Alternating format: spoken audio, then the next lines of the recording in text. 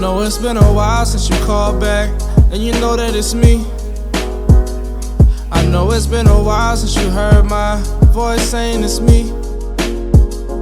I know it's been a while since I called you, telling me that you're asleep. I know it's been a while since you told me, boy, please let it be. I know it's been a while since you told me, boy, please go away. I know it's been a while since you told me, boy, please stay away. But it ain't even my fault. No, girl, it's not my fault. Yeah. I said, what is the move? All right, welcome back everyone to another episode of The Drop. I'm super excited today because I have two special guests with me. Two studious, intelligent gentlemen are here with me tonight. Got Jared Bell and Mr. Bullfitness himself, Jeremiah Bull. We're here. All right, we're here in Medellín right now, Medellín, Colombia, having the time of our lives, enjoying the food, the scenery. So go ahead and what's your first impressions of Medellín? Everything, A1. I've never been to a place where it's just everything's perfect, honestly. It is, bro. Nah, Medellín was good. The weather is nice. When I first got here, I didn't have any good food. So that was my first bad impression, was just the food. But everything else was great as far as very beautiful women here. People are very nice, very, very like accommodating. If you can't speak Spanish very well, they're very patient. And if you just try, it's good. So I've had we found some good food spots, and I'm good. So what was the overall time good that local helped you speak English? Like where at? Like all over the place? Airports? I think if they know any English, they're gonna try to like work with you a little bit. But also if you use the translator, like it's not a big deal. Like they know. Like, I don't speak English. My sister taught me how to say that if you don't speak English, you just say sorry, I don't speak English, and then you can use the translator. So they'll definitely work with you. Body language is a big help in pointing at things. Yeah, it all comes down to being friendly, honestly. If you are friendly about not knowing Spanish, they're going to help you out, honestly. So it's not that big of a deal. Just be friendly with it. Google Translate helps a lot. So, yeah, man, being in that situation, I like it, honestly. Being kind of a new environment, not knowing the language, feels kind of, I don't know, it feels live. Smile and wave. Yeah. But nah, like seriously though, people be pointing at stuff or whatever. But so you're an entrepreneur. Yeah. You're out here. What's business like out here, man? You liking it? As far as the gyms go, you're like a fitness guy. So you talk a little bit about that. Yeah, so I got an online, I would say weight loss business, because I only work with women that want to lose weight. We work with women typically that are like 30 to 50 plus that want to lose 30 to 100 or more pounds. So people are usually like really struggling with their weight. And women that usually they might have high blood pressure, or they might be pre-diabetic or diabetic. And so what we want to do is really help them get on track to get into a healthier place so they can live a long, healthy life. A lot of them are dealing with a lot of low self-esteem or even mental health issues because it impacts, how they feel about themselves. So we created a system and a program to allow them to lose weight and make it as simple and as fast as possible. So it's called the Accelerated Weight Loss Program. So out here, I work with women all online. So my business didn't really change. I'm able to travel and move around. I set it up like that on purpose so I'd be able to always be like fluid if I need to move somewhere, if I need to travel for family, just because we all were in the military. So at one point we couldn't go wherever we wanted, whenever we wanted. So when I got out the military, I wanted to be able to go wherever I needed to go, whenever I needed to go, without having to be restricted by having clients in the gym or whatever the case may be. I want to be able to be, if my family needed me or if I needed to take a break, I'd be able to do that. So being online allowed me to come out here to Medellín, have fun. Didn't even plan on seeing these guys, but I seen them. So I'm glad I was able to make it out here. Yeah, Hawaii boys. We were all together in Hawaii together, so we came out here, just happened to be here at the same time. And It's crazy. But what's like your favorite part of the weight loss journey? Like, is it seeing the client results or just being with them every day, just being in the gym? Kind of what's your favorite part about it, and what inspired you to do it and to do it remotely too, especially? Yeah. All right, so the biggest thing for me is like I love when people go from not being sure something's gonna work and having like really low confidence to like you can slowly see their confidence coming back, them getting happier, like the clothes they're wearing start to change, they start taking more pictures, like their whole everything, quality of life changes like right in front of you. And they go from a person that's like very nervous, because most of the women I work with have tried a lot of things. Like when women aren't just sitting there not trying to lose weight, they're just not sure what to do, right? There are a lot of times they've tried like tea, they've tried waist trainers, they've tried pills. So they're like kind of like a lot of them are at the point where they're like, I'm either gonna get surgery, this is the last thing I want to try. I love when it's like they go from, okay, I'm gonna give this my last shot, and then they actually see that change, and I can watch somebody become a whole different person. So that's always dope, and I feel like I always want people. I never want anyone to regret paying me their money, right? So I always want to make sure they have the best experience, and at the end they feel like their life was changed. And I feel like as long as I do that, one, I'll always make a lot of money, and two, like I always will create great connections with people, and my impact can only grow because I feel like we're here to help other people. That's why we're put here. God created us to create and help other people, right? And that's how you'll be able to make your life better. So that's the biggest thing. Now, you asked me, how did I get into it?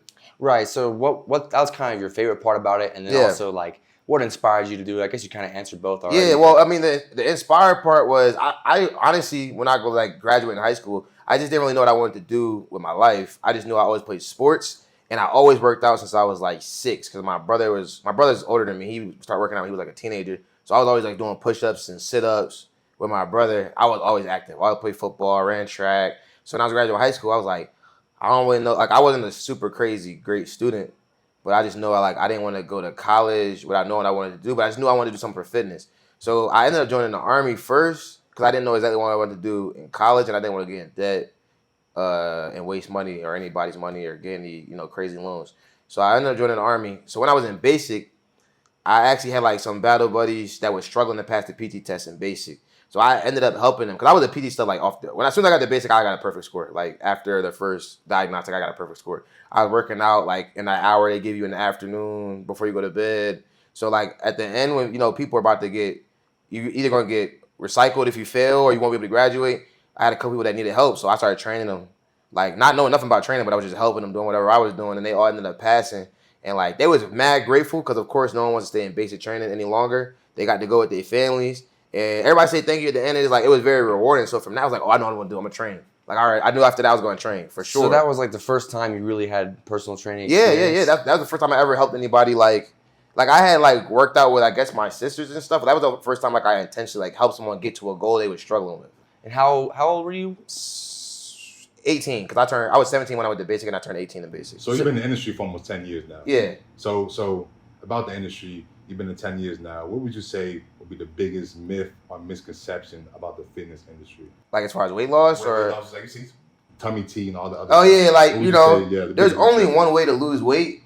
There's different strategies you can use to achieve the same thing, but you gotta be in a caloric deficit to lose weight, which means you're just eating less calories than you're burning, right? So that's a caloric deficit, and that's it. So whether you do keto, whether you do give me some other diets that people do, fasting, vegan, whether you're fasting, whether you're doing Mediterranean diet, whether you're doing a carnivore diet, it doesn't matter. It's all about how many calories you're taking in to out. As far as weight loss goes, I'm not talking about all the different health benefits of the food, but just weight loss. So that's one thing people think.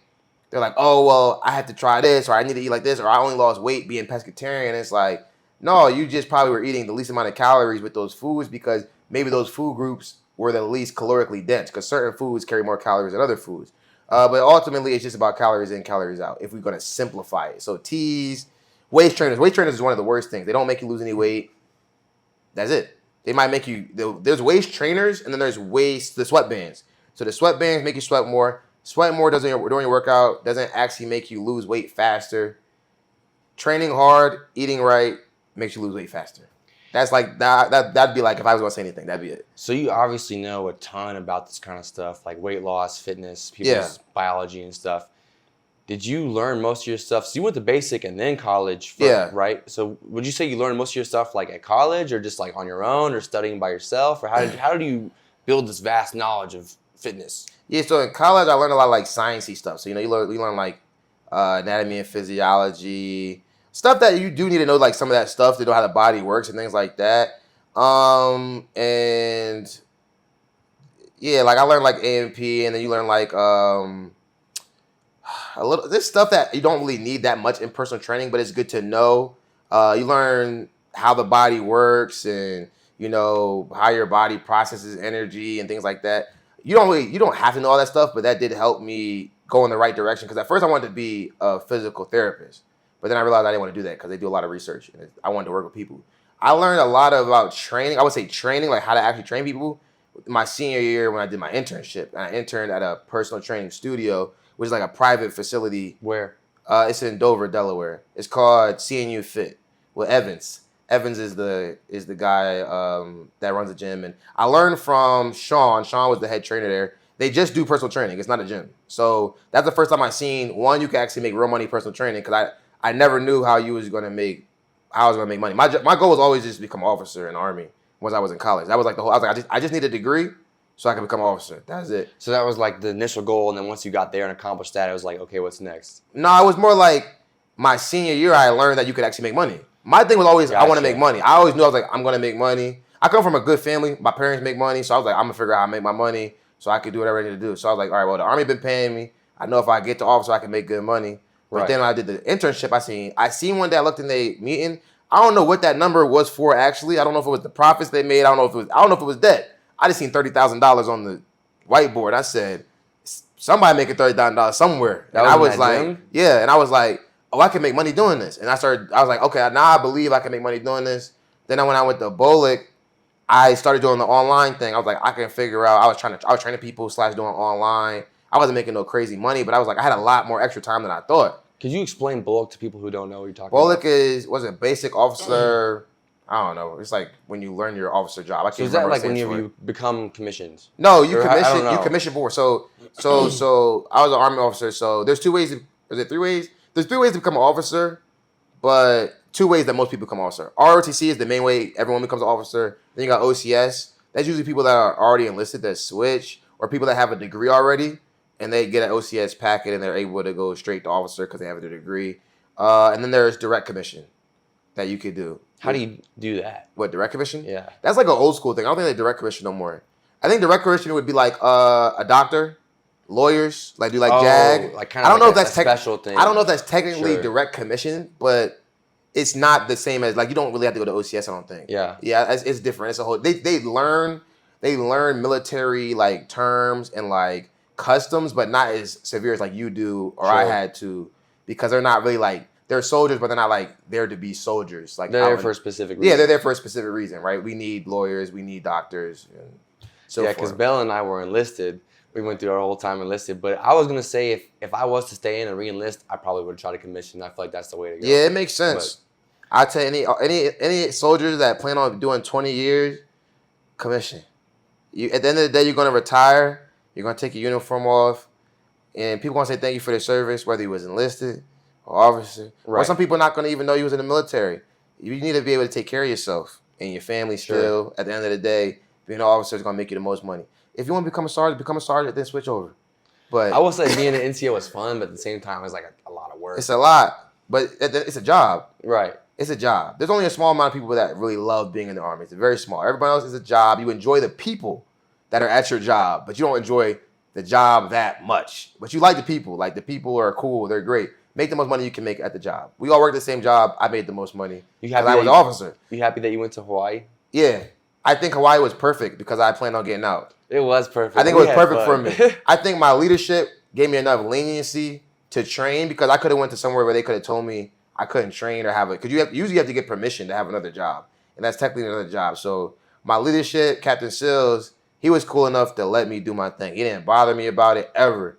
I was able to sell my stuff. And there was some times where soldiers wanted to buy the shirts. It's kind of people could flip it oh, are they just buying it because he's an officer and his leadership? And it's kind of but I never ended none of those issues. It was always no problems at all. So I feel like it was a perfect duty station for me. I don't even feel like it was really like that. No, it wasn't like that. But people can't perception you can look at it exactly. Yeah, exactly. And like we said earlier, Bull, you've been in the fitness industry for 10 years now. Yeah. How do you feel about the Army, PRT, all that other fitness stuff we do in the Army? How do you feel about that? Because you've been in the industry, you know how the body works, how to work out. Do you feel like that's the most efficient way to get the soldiers trained? I think the ACFT was actually a good test. It wasn't perfect, but it was better to test the movements that soldiers need to be able to do to be soldiers. Definitely. So like y'all carrying like even like as 6 soldiers, y'all carrying heavy equipment all the time. So like being able to deadlift is super important. Yeah, being able to deadlift is super important. I think like for survivability skills, being able to pull yourself up was important. So I feel like the leg tuck was a good exercise. Even though people were struggling with it, but they got rid of it. I don't know how a 3-minute plank is. I don't know what that does for you. I don't know when you do anything with that in combat, or at work or that was a retention decision. decision. It was a retention decision. But a leg tuck I thought was good. I thought the ball toss, I guess, was for explosiveness. I think it's more of a coordination, maybe. I don't know. It's supposed to be for explosiveness. That's what the intent of it was for. What was next? The hand release push-ups? Hand release push-ups. That doesn't test upper body strength. It tests endurance and for your upper body, I guess, because it's over 30 reps and strength is usually 30 reps or lower to build muscle. Of course, the run at the end. The run, no, you need the run because you have to be able to be conditioned. You like 2 miles? I think if you're soldier first, you should be able to do 2 miles. If you're a soldier first, you should be able to do 2 miles. I feel like, you could be like, oh yeah. I mean, I feel like one, they made it slow enough to where you could pass it. They made it a lot slower to be able to pass it. I think you should be able to run. I think you should be able to run because like in a world where you get lost somewhere or you get dropped off somewhere and you need to be able to get away from someone, you should be able to run for a mile or 2. I feel like the ACFT was easier to pass, harder to max. Yeah, easier. That's exactly. Way easier to pass, hard as hell to max. I maxed it. Didn't you? Yeah, I maxed it. I only you didn't were like max one it. of the first ones ever. Yeah, I only didn't max it the first time I took it. I didn't max the push-ups. Everything else I maxed. But it was hard. So hard. I was maxing the regular push-ups in a minute and a half. Yeah, the regular push-ups. Yeah. The regular push-ups I max almost every single time. Yeah, I mean, I felt like, it was a good test. I think it was a good test. I think a lot of people didn't like it at first because it was like, they were so used to APFT, it's so easy. I just didn't like how they kept changing it so much. And like, I get why they did, but it's like at the same time, like I would study and learn it one way and then they come out with an update like the next week and it'd be like, it's completely different. Yeah, I think it had a good intention. But yeah, you can't, what the problem was competitiveness when it came to promotions and rankings. Like, you're competing against your peers. So it was an issue because women were not going to max that stuff if it was all the same across the board. Mm-hmm. So then I think they changed it, and correct me if I'm wrong, they had changed it to where they did like if you're in the top percentage for men and the top percentage for women, right? Which to me made more sense. The only thing I don't like is the 3-minute plank. I think it doesn't make any sense. But it was like a minute and a half to pass, wasn't it? Yeah, but it's like 3 minutes to max, which is insane. That is insane. Makes no sense. But going along with competitiveness, I'm sure you see I'm wearing the Medellín team, Atlético Nacional, I believe it is. But they had a game last Saturday, but everyone was wearing these jerseys, so we saw it everywhere. Everywhere. Yeah. The bars, every club, they all had them on, which is dope. It's dope to see everyone be on the same page, which is not something you see in the States because we all have different teams. Especially like there's so many sports too. Like Chicago has the Bulls, the Blackhawks, the Bears, the Cubs, the White Sox. So it's like here, like they have their team. They have their team, and they're all locked in. This is actually the away jersey. The white one is the home jersey. Yeah. What's your favorite sport? Now, I love to play basketball a lot. Oh, I never played basketball. Yeah, I never played basketball. I love football. It's hard to get people organized to play a football game, but hooping is always fun because you only need one other person, and we hoop so much in Hawaii, and so much of COVID was hooping. Mililani. Yeah, Mililani hooping. That got us through a lot. But like now, just like staying in shape, like as someone that's out of the military, out of college, out of high school, like just wanting to be active, not just running and lifting, but like still like be athletic. Hooping is like the best. I'm trying to get into tennis. I'm getting into tennis. I want to get into pickleball. I feel like pickleball is way better than tennis. It's a little easier, yeah. I think, my dad played tennis. My grandpa played tennis, and my sisters are into tennis. So I was like, I'm going to get into tennis. Yeah, that is one thing about basketball. You can just pick it up and play whenever. All you need is a ball on the court. Really. Everyone in Texas hoops. Everyone in Dallas hoops. For real? How is Dallas? Do you like being in Dallas? I like Dallas. Well, if I wasn't going to, I'm going to move here now. But if I wasn't, I would just stay in Dallas. I love Dallas. Everyone hoops. Listen, Middle Eastern, Mexican, white dudes, black dudes, Asian dudes, everybody hoops, and everybody can hoop. Is it like parks or YMCA's or where? Inside, 24-hour fitness gyms. Yeah, because it'd be 24 hours. The gym open 24 hours. They're packed. It be packed, man. Sometimes, like, it just depends when you go. Sometimes you're going to get full court, and it's like you might got to wait a game if you lose. Some days, you lose again, you're going to sit for an hour. Like, Mondays and Wednesdays is when it's deep. But, like, I'm from Delaware. They don't even have no 24-hour gyms no more. It's hard to find places to hoop, so I love it. And it's easy to make friends like that. Yeah, so you said you're moving here? Yeah, for sure.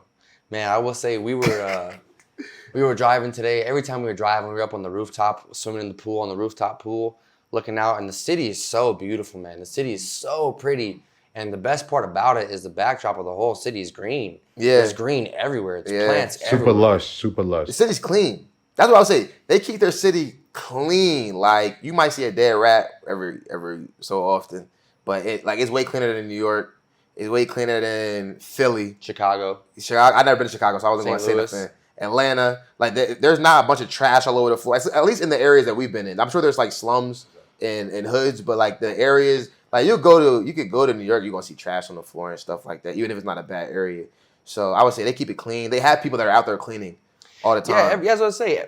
Every time we drive in the Uber, we see people out on the streets with orange vests, sweeping, cleaning up the street, sweeping it up, and it's like the city workers. Like, it's crazy. You don't really see that stuff back home. Yeah. I would say a lot of maybe it's pride, maybe because they know a lot of the money comes from tourism, and you want your place to look good. I mean, all the money comes from people traveling through wherever you are at, whether you're in Atlanta, New York. You want people to want to come there. So if you know, we gotta keep our state clean. We need to respect our space. People are coming here, or even so that the citizens want to come through the city and be walking, because a lot of people walk a lot of places here. Right, and another thing too that's so great about this place is you don't even really need a car. Nah, not if you have American money. Yeah, was it Uber? You can Uber anywhere in the city for like $3, $4, $6 on the max. Before we came here, the biggest issue I saw on the internet was safety. And since I've been here, yes, we are in the tourist areas, but I have not felt really unsafe since I've been here so far. Yet, I know we have not been here so long yet, but at the same time, I kind of feel like just like any other big city. I feel comfortable here. I feel like the States is dangerous. The only thing that makes it intimidating is that he speaks Spanish. We don't speak Spanish. So that's the only thing that makes it intimidating. But now I don't feel that intimidated. One, because they be thinking we Spanish until they try to talk to us, and then they don't think we Spanish no more. And there's a lot of black people here. They Spanish speaking. There's a lot of tan people, white people. It's everybody, all different shades. Everybody speaks Spanish. So like, you don't really feel out of place. Like if I went to like a country like, I don't know, Italy, it's like mostly like tan white people. It's like I'm gonna look different than like most of the people. Like here, you can blend in. Whether you're white, I be seeing people, I think it's just American white people, they be Spanish. Right. And to be honest with you, I kind of felt more unsafe in some places in the U.S. For sure. than I have here, honestly. So it's kind of like, 100%. I mean, I feel like it's kind of over-exaggerated when it comes to safety, but at the same time, be on your toes and look out. But most people that get robbed out here is people that's like wearing like a lot of jewelry. Like I know she said somebody got robbed because they had a Rolex on. Like you just don't wear that out here. You just don't wear Rolexes and like real gold. Like my dad didn't come out here with his wedding ring. Like a lot of people, even the people are nice out here, they still struggling. And if I see like my family struggling and you got a Rolex on, you clearly doing well. You don't need that Rolex. But I need to eat, so I'm gonna take that Rolex. But if you dress like this, it's like regular clothes, you cool. Nobody gonna buy. And if you're not walking around like super drunk, you're not gonna. I was lost earlier, walking around. Nobody bothered me. They're helpful, mad helpful. No one's gonna, because it's just like, why? I believe that most people are good people. I don't think that majority of people are evil, even if they are like less fortunate or like struggling. I don't believe that people are just evil. Like there's always gonna be like some people that might be watching. You gotta be on your toes. And if you're not doing like people are doing like wild stuff are usually people that get caught up. That's in the States and that's here. That's anywhere. Yeah. So that's like, I feel like one thing for me too, coming out here, being in the Army, one thing that they did bless us with was being able to travel and see different cultures and things. Yeah. Because before the Army, I never really got out to see much of the world. So once I got into the Army, I realized, like you were saying, like it's just people too. Like it's just people too. Bro. And there's not everyone genuinely, like you were saying, is good at heart. Like of course there's the bad apples here and there, but like as long as you're nice, just walk around with a smile and try your hardest, try your best, especially if you don't speak the language. Estudio español para 3 años, so hablo un poquito. But if you're watching, I'll put the subtitles on, so you can understand what I'm saying. But we'll put a couple clips in there too. But it's been a great time. I love being here. Where else have you traveled? Shoot, I mean, I literally, outside of stuff I did with the military, I never went on vacation. This is like the first time I ever went on vacation. Ever? This is like the first time I've ever Even went on within vacation. the States? I never went on vacation. I never went to Miami. I never went to Cali. I've been working since I got out of high school. I joined the Army. I was working. I mean, I partied in college, but I never went like on a trip because I was in ROTC and I was in the Guard at the same time. So my weekends were like always taken. Sure. And I did like, and when you do ROTC, it's like you do PT still. You do PT at 5. You do PT earlier. You do PT at 5:30, Monday to Friday. Really? Yeah. What else? So what are the obligations? Is it just PT and then they let you go? No, you do PT. You do your regular college stuff, and then you do class. You got class like for ROTC. And then usually when you get upper, like as you get higher, you got to plan the training. So then it depends what school you go to. Sometimes they have weekend training. Sometimes they have trainings in the evenings.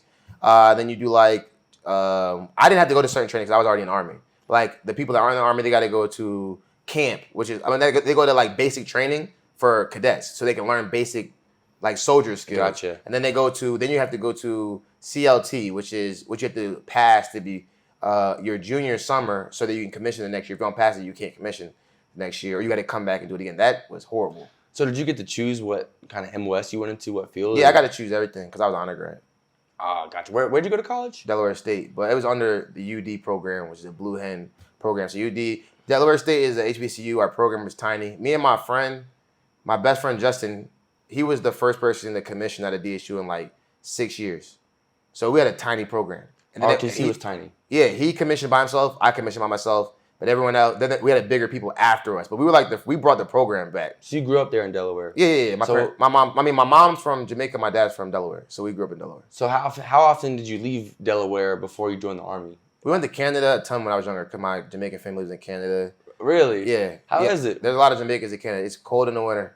What part? I can't remember what it's called. I always ask my mom, and I always forget. Because I was so young when we used to go. I haven't been in a couple of years. But it's not Toronto, I can tell you that. Nah, Toronto. Nah, it's a nice area. Is it, huh? Have you been to Toronto? I feel like we went to the city when I was young, but I was just a kid.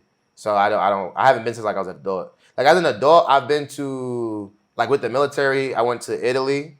And when I was in Italy, we had to go to Bulgaria. We went through Austria, and we went through Romania. Romania has some very beautiful women. And then that's when I learned that I didn't like a lot of the foods outside of America. So right now you're saying hands down this is better than all Europe that you've been to. Well, I was in the military. So we partied in Italy. I would say they partied till the sun came up. Like it was serious. I fell asleep in the club. Not Venice. What is the part that the base is in? Sicily? I don't remember. It's not Sicily. Isn't Sicily an island? Vicenza. Vicenza. Yeah, I got a homie over there. Shout out Red. Yeah, I was in Vicenza. Yeah. And I was on Del Den, which is the small base, and then they have the big base over there. Did you jump while you were there? No. I already had my wings though. I had to go through, when you haven't jumped for a while, I had to go to bars, which is if you haven't jumped for a certain amount of time, you got to go to bars, which is retraining, so that you can jump. But then I went to the field, so I didn't Did you want to jump? No. I was going to say, I would have gone to airborne school if I could Jumping have gone hurts. to school, and then that's it. I didn't want to go to an airborne unit. Jumping hurts. Because them boys be out there on Saturday, too. That stuff is serious. And we did an airborne, so we supported an airborne operation. That's why I went to Bulgaria. And it's you have to get all the parachutes. People don't realize it's mad shoots that are like just all over the place when they do these missions. So like someone has to come and get them all because it's military equipment. So we were the support. We was out there for 2 weeks. We had to go out there and we had to grab all the equipment. We watched them all jump. When you jump in the Army, you jump with your weapon, you jump with the parachute, which is heavy, and you jump with your assault pack and whatever else equipment. So any other equipment there is, if you want to have a canine, if you like MPs and you have a canine, your dog jumps with you. It's a lot. So just for reference, he's talking about jumping at airplanes with the airborne in the Army. But Yeah. I was air assault. You know, I love air assault. That's all me all day. Air assault, jungle school. I rather air assault basically is just rappelling out of helicopters instead of jumping out of planes with a parachute, which I prefer, because I'm on a rope instead of a parachute, which I trust a little bit more. But I would have done both. I just never got the chance to. I was supposed to go to air assault. Then they lost my slot because I went to ROTC and they said, "Oh, you can go to airborne school though." I was a stud in college. So explain to us like how airborne was for you. Yeah, airborne is like 21 days. I went in college, which was dope. I was confused because I was a cadet, but I was enlisted before.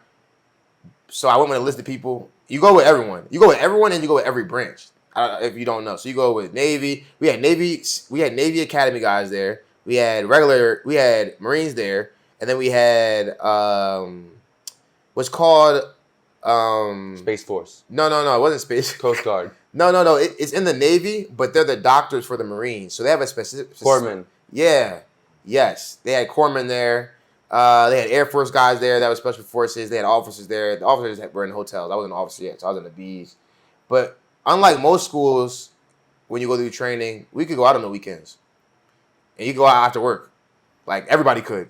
So I had buddies that were officers already there, and I would hang out with them after work. Mad chill for the first 2 weeks. They build you up from the ground. You know, you're just learning how to jump. You're learning this stuff. You start from 6 inches off the ground. They build you up. You eventually do like a 47-foot tower or 47-foot tower. That's when you see the most people quit there. You won't see a lot of people quit in the plane. People quit there. They're scared to jump out the tower. After tower week, it's jump week, and then you're in the shed. Shed is when you're just waiting to go jump. You jump a couple regular jumps, and you got to do tactical jumps, which is when you jump with your rucksack between your legs. And then you're supposed to do a night jump, and then you're done. And it's the worst week ever. And then you graduate. Like literally, when you're done, you graduate. Your bags are already out the barracks, and you leave. So to you, what was the hardest aspect of the whole training? The last week was annoying. Jumping wasn't hard because the way they train you into it, they train you to jump. Like it's almost like they train your body to be automatic when it comes to it. When you jump with the military, you don't have to like pull a chute. It's already pulled for you. You just got to jump out the door. The falling part is cool. It's very short. It's a tactical jump, so it's not like when you civilian jump and you're like way up. You're only like 1,700 feet in the air, so you can see the ground. Like you can see everything below you. The hardest part was just the last week. I was tired, but it was not a hard school. It's a pretty chill school. From that point, I wasn't an officer yet, so that was the chillest experience I probably had in the military. Like because other than that, usually when you're enlisted and you go to schools, it's annoying. Yeah, air assault wasn't that bad. It was like 10 days, but I did my air assault in Hawaii like when we were all there. Yeah. And we got to go home every single day, so I just went back to the crib every day. But it was like air assault is all about doing exactly what they tell you to do.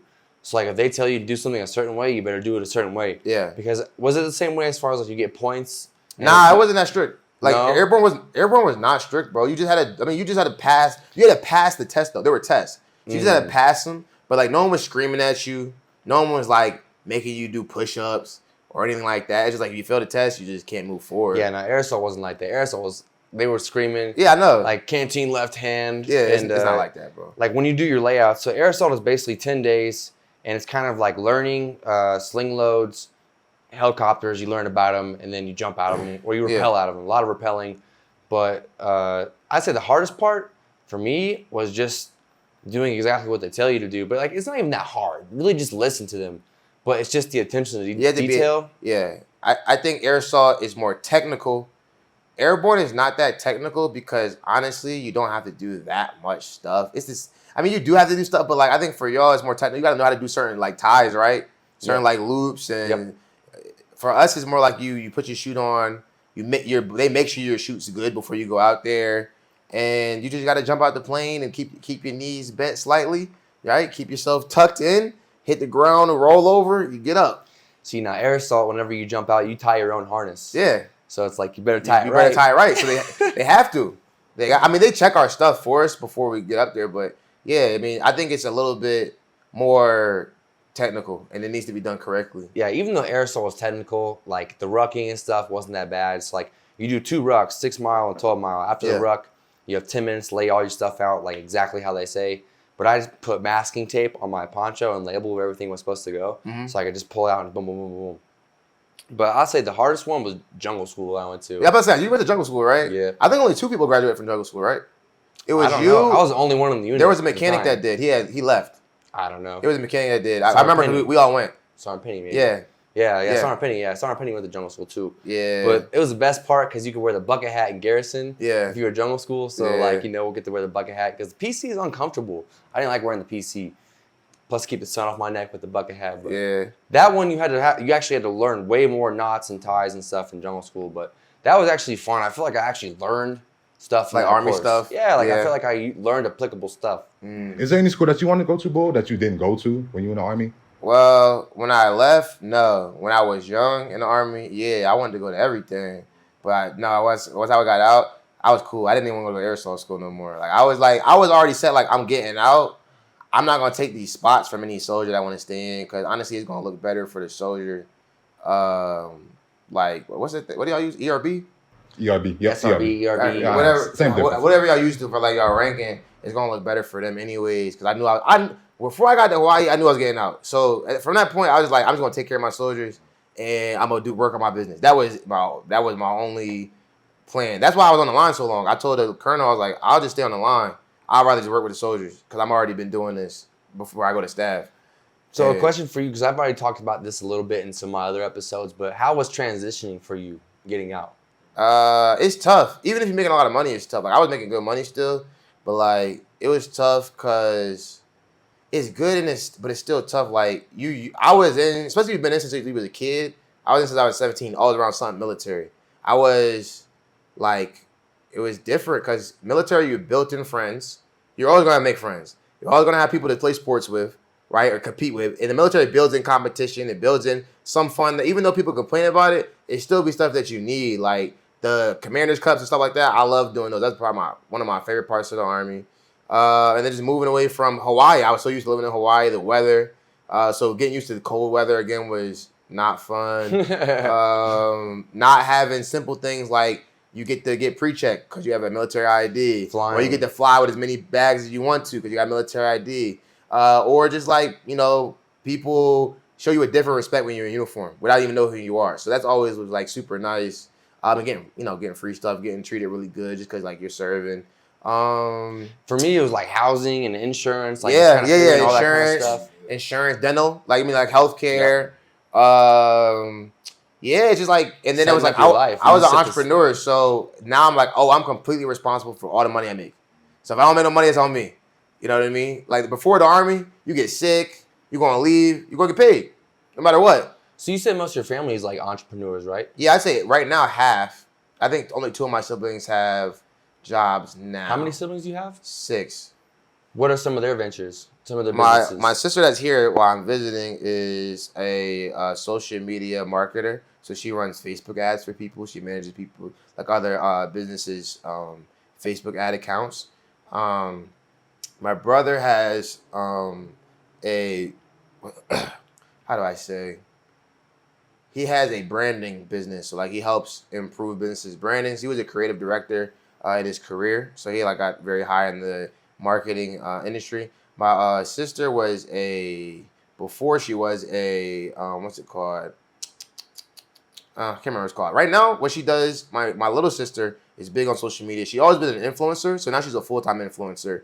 And she has a page where she does a lot of fashion and a lot of she gets a lot of influencer deals for hotels and eating, stuff like this. She travels out here and she gets people, they'll pay for her to travel. And she'll get paid to she lives in Philly. She'll get paid to go eat at certain restaurants and put it on her page. No way. Yeah. She gets a lot of engagement. Yeah, so she always was doing an influencer. And then they had lost their jobs. My brother and my sister lost their jobs, so they ended up just was that during COVID or something? No, it was recently. When they started doing a lot of layoffs. There was a lot of layoffs from a lot of businesses. Were you the only one from your family that went to the military? Yeah. From my immediate family, I got cousins that were in the Air Force. Yeah, I was too. I had a couple cousins in the Air Force. And my pop-up. But he was drafted. I mean, they were all drafted back in the day. So yeah. So Vietnam era? Yeah, Vietnam. Ugh. Yeah. So it's different. How was that growing up with so many siblings? Was it competitive? Did you enjoy it? Yeah, my family is very competitive. My dad always taught us to be competitive, to be winners, and I think it's very important. We are all type A. We are all bosses in our own world. We're all leaders in our own world. So it's very interesting when we come together. Too many chiefs, not enough Indians? No, not all the time. It's not all the times, though. It don't always be like that. But it's I know that we're all bosses in our own world. So we're used to running things. But it's certain stuff, I know that I'm not going to try to run everything at my house. Because I'm still, the younger brother. Sure. They're my older siblings. So, they look at me like their little brother. And, it just depends what it is. When I was growing up, the girls, for most of this stuff, I got 5 sisters. They planned, most of this stuff. Holiday stuff, family stuff. So that's good, but I still let them do it unless they ask me for help. You know what I mean? Yeah. I mostly let them do their thing, but I feel like girls are better at planning and stuff like that. Yeah, they be planning. They're very intentional about it. But growing, it's all I know, so I liked it. And I was the youngest. I was second youngest, so my parents was more chiller by the time I got to even when we came out to this trip, we basically were just let's book a flight. And then we'll go on from there. Yeah, we'll play it by ear from there. Yeah, just get the flight, get the Airbnb, we'll play it by ear from there. That's all that matters. Get the flight, get the Airbnb. We've had a great time. What's been your best experience so far? Out here? Yes. I haven't done any like super crazy touristy stuff. I didn't even go on a tour or anything yet. I think I just like hanging out with my siblings. So like hanging out with my siblings is probably my favorite thing to do. So seeing my sister, hanging out with my sister, really taking a break. This is the first year I've really taken breaks. So just being out here, being able to like, one, travel around is very affordable with American money. You could do a lot of stuff. You could travel around. It's like, I think the best thing is just having low stress. I think in the States it's like always like, this is so expensive and I gotta pay this much for this. Or even if you have money, like your friends don't have no money and maybe you don't have enough money to take care of everybody. But like here, I feel like money goes long. I don't be stressed. We could go out. We could not go out. We could get food. Exactly. We can get an Uber. Deep pockets. It's nothing. It's like, you're paying this time. We went out. We each got cocktails. We each got you got like a steak bowl. I got like a chicken bowl. We had an appetizer and like some other stuff. It was like under $30, and that was like in the tourist area. Yeah, that was in the tourist area. It was under $30. Oh, you know what? I would say today, this morning was one of my favorite experiences because I never had trouble with women ever in my life, but I would say the women here are very, very nice. Like you don't have to try to like go at all of them, but they're just nice. So I met a girl out here, worked out with her. And I met more girls in the gym, and they were just like very nice and excited to work out. Business too, huh? I mean, it's good. I want to make content with them, workout content with them, and then we gotta be clear, workout content and stuff with them. But that would be good. But ultimately, it's like it's easy to connect with people. Like I feel like everybody's not like so guarded, like crazy. Like in the States, I feel like everybody's like kind of like guarded, protected, and like very uptight. I feel like people are cool once you get to know them, but you got to get through a crazy shell sometimes. Like, but here it seems like if you are just nice and talk, people don't have as much barriers. They don't have as much like crazy barriers, like assuming that you're gonna do something crazy to them. And they were just like nice, and we were just talking. It was fun. Like we were saying, people are willing to help, like especially like if you have questions or like, oh, where's a good place? Like every Uber driver, you know, there's a decent amount of people who speak English. They speak a little English. They speak a little bit. But even like the ones that don't, like, you know, I can still talk with them, and I'll be like, where's a good restaurant? Where's a good spots? And they'll put you on. Like they love to share it with you. Like they love the city. Everyone that I've asked, like, oh, do you like being here? Have you lived here your whole life? They're like, oh, we love it. Like I'm not going anywhere else. Like I'm staying here forever. So it's great. Yeah, but how you were saying how this is like your first official vacation. How does one balance the fitness and the vacation aspect of both? Because I like to work out also. But how does one balance the diet, the workout, and the vacation? So you're saying like not come on vacation and just bum out? Yeah, because you don't want to, slip up. How do you balance it? I always work out every day I go on vacation. Even if it's like a 1 mile run or walk, I'm going to be active at some point. Like here it's easy to be active because it's like so warm. So like, I was like, it's not hard for me to get up. But I always like work out every day. My goal is to be active. Even if it's just a 1 mile run, it's a 1 mile walk. Like I do, like I always want to make sure I at least walk a mile. Like I never want to be like I sat on my butt all day and did like literally nothing. So I at least will do a mile. But I always work out first thing in the morning when you on a trip. Hit your workout so you can just enjoy your day. Just get it done, right? That's it. Drink a lot of water before you go to bed if you drink.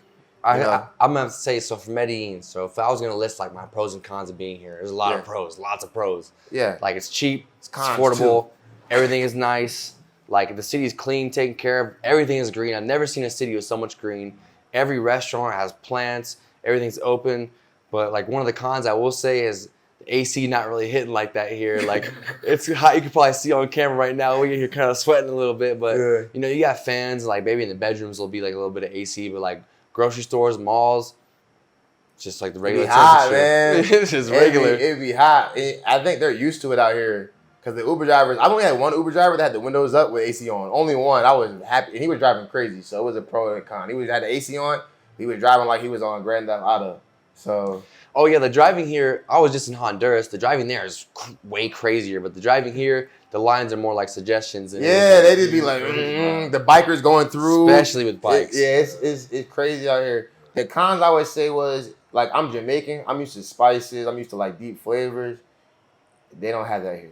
That's one thing we were saying, though, was like the food here is kind of like the same ingredients as like American food, but it's just kind of like different in their own way, like chicken, steak, that kind of thing. But the meats are good. They make meats good here. They make meats very good. They don't use much like the sauce that they might have might be the only thing that's spicy, but they're not going to put like, I don't think they have garlic here. I ordered Domino's, they have no garlic on that crust. the red peppers. They don't have like red peppers. They don't have like certain things that make food spicy and more flavorful. But I did find some good food spots. Better food The fruit spots. here is really good. We had some Y'all, fresh they've had better food smoothies. experience than me, for sure. We just be on Google Maps looking at Reddit for reviews. Honestly, we got really lucky. Honestly. But you know what? It's nasty spots in America too. So I might have just went to the wrong spots to start. Also, all of them weren't nasty. Sometimes I was just hungry. Like it's not as much portions, and I eat a lot of food, so I'm not used to like the smaller portions. You like going to like places like this and getting local food? I like to try local stuff. I feel like the one spot I found has some good local food. I think it gotta make sense though. If the local food don't got no seasoning on it, I can't rock with it. But it sounds like you had some good local food. The American food out here is not that great. McDonald's saved me a couple times. I got tired of eating it. I will say the McDonald's out here is actually real chicken. Yeah, I gotta take a sandwich. It's actually real chicken, so I like that a lot. We did too. It's like drums. Yeah, I drums. feel like here the food is like just healthier. I feel like in the States, a lot of that stuff is just so processed and It's way more fresh out here, preservatives, and it's crazy. So like I do like to try like the local food, but if it's nasty, I don't want it. Like no matter where I go, if it's nasty, Yeah. I don't care for it. Like when I went to Italy, I'm not saying it was nasty, it wasn't good to me. Italy, really? Pasta. What? It wasn't that special to me. I feel like that would be like one of the places people would want to go for the food. I feel like people make Italian food in the States and they think it's gonna taste that way. The way we eat in the States is so different than every country. Like we overdo a lot of stuff. That's like we were saying with the hard shells. Over salted, we over sugar it. So we're used to that, and that's what's good to us. When you go to other states, it's like it's not enough. It's not enough. Even like with the something drink missing. sizes, we went to a fast food joint, and like the cups are this big. They're smaller instead of like the giant, and that's how they stay in good shape. That's why people here are not extremely obese. There's not a lot of obese people here. Yeah, it's like a small amount. You'll see like 1 every 100 persons might be obese, and they're not gonna be obese like our big obese people. Like our biggest people, you'll never see them here. Well, it's like from what I can tell, from what I've seen, talking to people, the standard here is just so much different. Like taking care of yourself and No, it's actually like you have to. Yeah, like that's the norm here. Yeah, Like you taking have care to. of yourself and being presentable and like dressing nice and not bumming is like what everyone does. Yeah. So I've been on like 2 dates since I've been out here. The girls they're gonna get dressed. Doesn't matter where you're going, they're gonna get dressed. First time they meet you, they're gonna get dressed. I went out there, I met the girl at the mall. She wearing a skirt, heels, and a nice little blouse. Second girl I went out with wearing a nice top, skirt, had her hair done. They're gonna be presentable, but they're gonna make sure they're in shape. From the teenager girl to the 50-year-old, they in the gym. Like it's very serious for them. They take it very, very serious. I think it'd be good and bad. I think they feel a lot of pressure to stay like they're looking young as they get older. But it is good to take care of yourself for sure. And also it's a lot of surgery out here. Surgery. Yeah, a lot of women have surgery, lipo, BBLs. Really? Yeah, it's a lot of cosmetic surgery out here is not as expensive. Well, all any healthcare not in America is probably not as expensive. Yeah, but it's like it's pretty cheap. Like you could get some procedures done out here. Like if you go in the mall, you'll see places where you can get Botox right in the mall. The mall is so nice. Malls is big. Did you go to Santa Fe Mall? I think so. Yeah. Oh, it's so nice. They got everything in there. We went and got a cut. That's one of the smaller malls. Really? Yeah. Where are the bigger ones? I gotta ask my sister what the names are. Okay, bet. We went to 2 different malls. They're huge. They're like Huge. 5 stories. Well, that's the one we were in. Is like 5 stories. Santa Fe's, yeah. Yeah. They said this is a small mall. When I got talking about, we was like, I think it's a big small. Because I was supposed to meet the young lady there, and he like, no, it's pequeño. You know, if you walk across like a catty corner across the street, there's like another mall Oh wow. across from Santa Fe. But that it's less of like a big open mall and more of like that one's a maze. We got lost in that mall. I don't even know what it's called. We walked by the same jersey like 3-4 times. It was like a mannequin with a jersey on it. We kept walking. That was the past landmark. it. Like Yeah, it's like we've been here before. But yeah, the biggest thing for me is like the plants, man. I've never seen so many plants in my life. There's a lot of green lights in especially Hawaii. in the city. Yeah, but Not in the city. not in the city. Not in the city though. Plus, it's like more palm trees because it's so sandy. But like the soil here is so rich. Like the fruit, we got some smoothies this morning. Yeah. And it's like you could watch literally you watch them like chop the fruit, Yeah. blend it, and they don't put like a pound of sugar like they do in America. Nah, yeah. It's not gonna taste the same. It's gonna be different. It's gonna be way healthier. Even the ice cream here is different. Like it's still sweet, but it's like We haven't had ice cream yet. That's something we gotta try for sure. yeah. The girl wanted to go to it's like waffles and it's like Crepes and waffles. Yeah, that's their thing out here. They love it. Like the line usually is super long in there. It was nice. It was straight. I didn't know so much of this stuff was so close. Like I didn't know so many. Like I didn't know like Jamaica's right down here too. Oh yeah, And it's all Bahamas right here in the I'm like, Caribbean. oh, so I'm Caribbean. like, yeah. So when I got here, when me and my sister got here, I'm like, there's mad black people here. we thought they was Americans, but they're all Spanish. They're just Caribbean. Yeah, it's like I just spent 10 days in Honduras. We were in Tegucigalpa for a little bit, and then we went to Roatan for a bit. And Roatan is literally like it's a Caribbean island. It's an island in the Caribbean. Yeah. Like, it's off the coast of Honduras, and it's like you walking down. It's kind of funny because the hagglers will run out and like try to get you. But there you could do jet ski, banana boat, parasail, like anything you think of, you could do. And the water is so crystal clear. Clear to Hawaii. Way more. Not the real beaches in Hawaii. Like better, not better. Like what's the one you gotta drive far out to? There's some clear beaches in Hawaii. You're talking about on the east side. Yeah. Like the sandbar and stuff like that. Yeah. Clearer than that. I think it was clearer than that. Yes. There's some like nice you could beaches see in Hawaii. straight down to the bottom. You could see the fish swimming at the bottom. That's crazy. I'll put some videos on, but that's the crazy. videos that we shot. Hawaii has some nice ass beaches. Like not the ones in town, but like the ones that's like further away. Yeah. Guam had some good. Guam had really nice water too.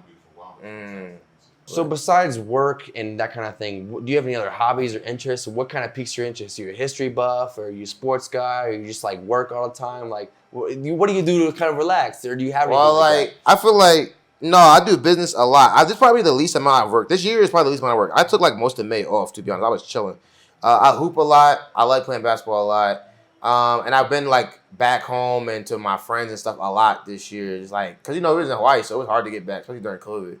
So like I've been, going and family is very big for me. So it's like trying to make birthdays. So there's some more like family, social stuff. Like I'd rather do like family stuff than party now. Like I partied a lot in college. It was fun. Now I don't really like enjoy partying that much. So what's the vision? Where do you see Bull Fitness and everything going? Yeah, I mean, for me, I think I'm gonna build more businesses. I think Bull Fitness will always be I feel like you always have to have the thing that like builds your cash flow very high. I think Bull Fitness will kind be of like your rock. Yeah, this is the foundation. So we're building it out. Right now, I was just working on like getting my team on the same page. Now I'm just working on getting our sales and marketing to a better place. Just because the economy shifted, the way people were spending their money shifted, the amount of money people had shifted. So you have to adjust according to the current environment of the marketplace. But no, I definitely see Bull Fitness is definitely right now we're 6-figure business. The goal is to get to high 7 to 8 figures with Bull Fitness. I would say 8. I would say as far as the coaching goes, probably 7. But I think branch off and do. We have to have a product. So once we probably get a product, we'll move to 8. But what kind of product, like merchandise? A product is like anything you can sell recurrently. So like if we were gonna sell like supplements, like that'd be like a product. If we were gonna create a piece of equipment for them to train with, that'd be a product. For me, one of my long-term goals is to coach other coaches on how to build their businesses out. So I want to do entrepreneurial primarily education. Online?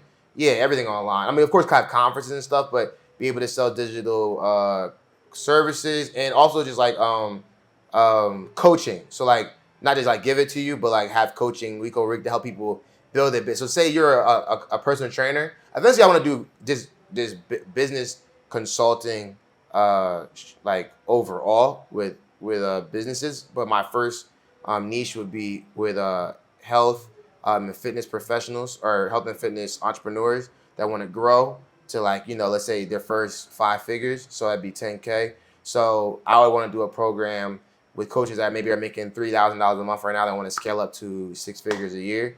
And so we have like a system that we build out to help take them from their current place to 6 figures a year. But that's something that I know I'm supposed to do, but I felt like God wanted me to really focus on Bull Fitness and get it to at least 7 figures before we start to try to build another business. Because you only have so much brain power. You got to be able to really focus. Like building a business is hard.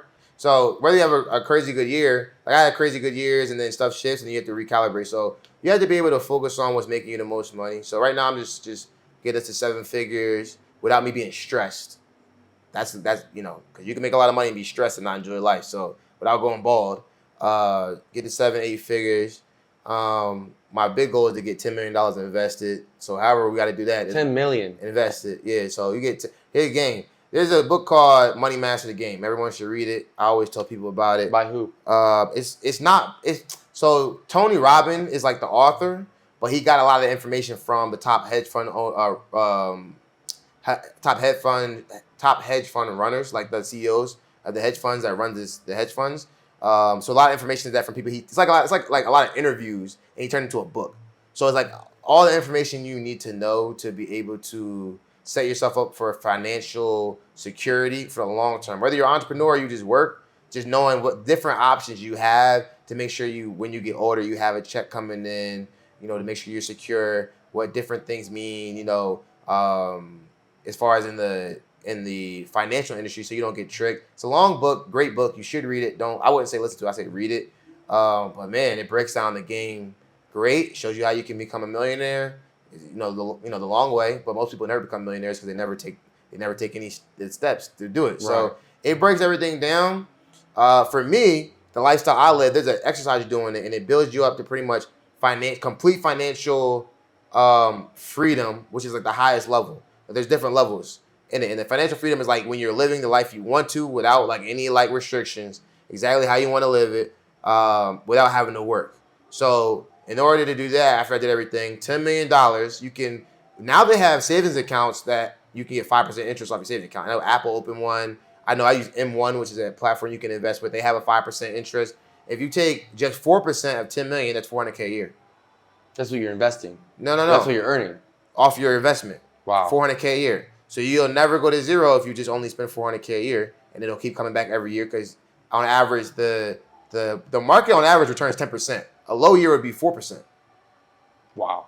So if you're only getting 4%, you still could just live off of that and never have to work again. So my goal, regardless of whatever business I do, is to get $10 million invested. Because when I get $10 million invested, that would be a good. Of course, I'll probably want to make more money, but that would be a good level of freedom. I'll be able to help whoever I need to help. I'll be able to not work if I don't need to. My parents won't have to work if they don't need to. My siblings, nobody, if they don't need to. And right. I can still go on vacay. I can buy. I put everything in this thing. Like if I want to buy a fancy car, if I want to have a big house, like passive income. That's the only way that passive income is to have a ton of money. Like a lot of people focusing on passive income. You gotta have active income to get passive income. You gotta have cash flow. You gotta be able to invest a lot of your cash flow, and that's the only way you make enough money to where you can sustain your life. So like it's 4% of 10 million. So you need a lot of money for that to make sense. 4% of 100,000 is only like $4,000. So that you can't sustain your life off of that. Sure. You know what I mean? So you got to get it, but you got to have cash flow. You have to work. Passive income, if it was that simple, everyone had passive income. Right. Even if you rent out your property, you're not going to make that much profit to be living off of it. You'd have to have 100 properties to live off of it. So no matter what you do, you got to, and then even with that, you got to maintain the properties or something. You got to pay somebody to maintain the properties. Yeah, home It's manager. never just all passive till you got a ton of money. And so Bull Fitness is going to be cash flow. We'll get the coaching business, and then you just invest, and you just kind of keep investing. Whether it's real estate or stocks, whatever you got to do a lot of it. You got to get a big amount of it for it to make sense. So in the long term, that's my goal, because the less stress you have, the more time you have to think, the more money moves you can make clearly. You make really bad decisions when you're stressed about money, because you make them out of need. You make them out of being desperate. So if you can make like clear decisions, and you can be patient, be like, I'm going to wait for the better opportunity instead of forcing yourself to do something because you're desperate, then you can make even more money, right? But you just got to get to some level of freedom. Like, the first level of freedom for most people is just getting out of debt, like getting to zero. Most people are like negative 100,000, negative 50,000. So hopefully y'all not, because y'all was in the Army. But they're like, a lot of people go to college, they be down. My sister's a lawyer. She has over 100,000 in debt. I know another little girl that's a lawyer. She has like 200,000 in debt. So it's like you got to get yourself to zero. Wow. All right. So don't feel like you have to spill all the keys, because I know you have a business and you have a vision and everything. But for someone who's listening who wants to get where you're at, or at least on the same path that you're at, I know you said the game Money Master the Game by Tony Robbins is a good place to start. But what else would you recommend? Just for money, yeah. What else would you recommend for someone who's listening to this, who thinks it all sounds good, but is like doesn't even know where to start? Oh yeah, I give everything I know. People just don't act on it. Like I don't never worry about by stealing nothing. You don't try to gatekeep? Nah, cause like honestly, most people never do nothing. People learn information all the time, never do nothing with it. I'm not worried about it. I know we kind of had like that book club going for a little bit in Hawaii, but what else? Like, so if you were to put us on game right now, what would you say? Well, like I know you said Money Master the for Game, what? Like investing, business or just money? Just like where to start. Like if someone like let's say me. even though I kind of have my own plan with college and everything kind of set up, like, let's say if I was a soldier getting out the Army and I didn't even know where to start, what would you say to that soldier getting out, or even that person getting out of college or whatever, turning 18 to get their life on a good track to where they can be financially free like you're describing? All right, bet. So this is what I would say. If we're talking about, like, I'm going to give 2 answers. I'm going to give, like, if you're going to do business and if you just want to set yourself up for success. Number one, do everything you can do to not take on no debt. And if you take on debt, pay it off. But if you get paid for school as you do school, it'll suck, but it's worth doing because the aftermath of interest on them loans is going to eat you alive. And the amount is going to weigh on you. Like, you could pretend you don't got loans. People like to pretend they're never going to pay them. It's still there. It's going to weigh on you. Don't get loans if you can. Don't get an expensive car. Soldiers in the Army. Soldiers, people not in the Army. Don't get an expensive car you can't afford, right? Get a car that's decent, that drives. Not, you don't have to get like a dump truck, but get something that drives, but you don't got to get a Benz, right? Because cars is one of the main reasons people stay in debt and never get free. Because them payments be eating them alive, and they get a car they can't afford, and most people don't make a lot of money. Like, I'm an above average earner. Most people don't make that much money. And they be having cars that are worth more than my car. And I think my car note is expensive. So don't get an expensive car. If you got one, see if you can get rid of it. What kind of car do you have? Hyundai Sonata. So, yeah. Just like reliable. Yeah. More functional. So you probably look at things like that more of a tool than anything. It's a tool. No, I like my car. My car is straight. It has all the functions. I was like, dang, I wish I would have just bought a $10,000 car cash. But it is what it is. I have the car now. But I never bought a car. I not financed a car until this car. But I was making 6 figures for like a couple years before I even ever financed a car.